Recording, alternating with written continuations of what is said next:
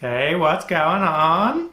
Now, last week I put up a review on my channel of the Razer Nabu. I bought two of these, and the two of them that I bought, the screens were a bit funky, a little bit hard to read. They were quite clear in the center, and then goes a little bit dull on the top, bottom, and the sides of the screen. And I'll probably link that video up in the cards and at the end of this video, so you can go and watch that in a little bit more depth if you didn't see that. But I said I would do an update to that video on how I was going with getting these screens fixed. And after I posted that video, I then contacted Razer and told them of the issues I had with my two Razer Nabus, which is quite a common problem.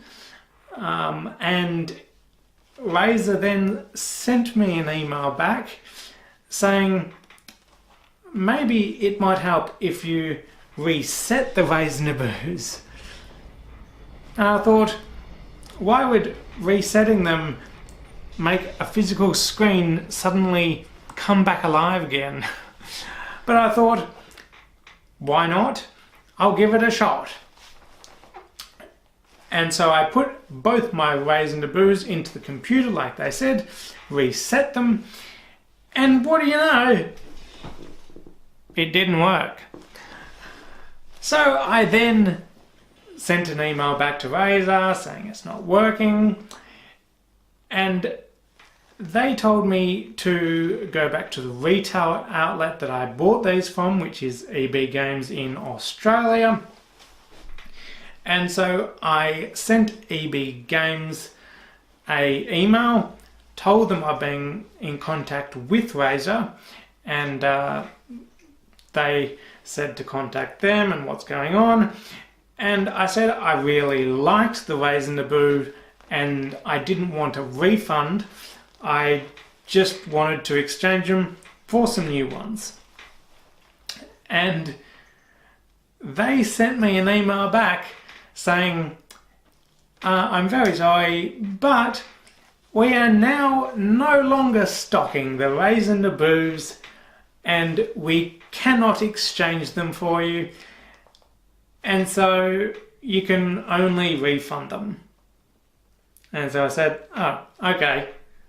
And so then I contacted Razer again and I said, is there anything I could possibly do to just exchange them straight from you guys for some new ones? Because I like them and I don't want to refund them. I actually do want one. And Razer then sent me back saying there is actually none available in the entirety of Australia. Even the Razer store doesn't have any. So we would recommend refunding them with the outlet you bought them from. So I pretty much didn't really have a choice. I thought, well, I have to sort of take them back and maybe buy another brand of sorts or something, but I was going to take both of them back. I actually packaged them both up to take them back, and then something sort of just stopped me and I decided to unpackage this one again and just put it on my wrist like so and keep it, and I've been wearing it ever since again. I just like it, even though it's a little bit harder to read the screen. I just like it. It still does everything I need it to. I can still read the notifications mostly. It's a little bit more difficult, but I can still do a quick flick of the wrist and then still see, oh look, it's 21:32 right now. It's not that difficult.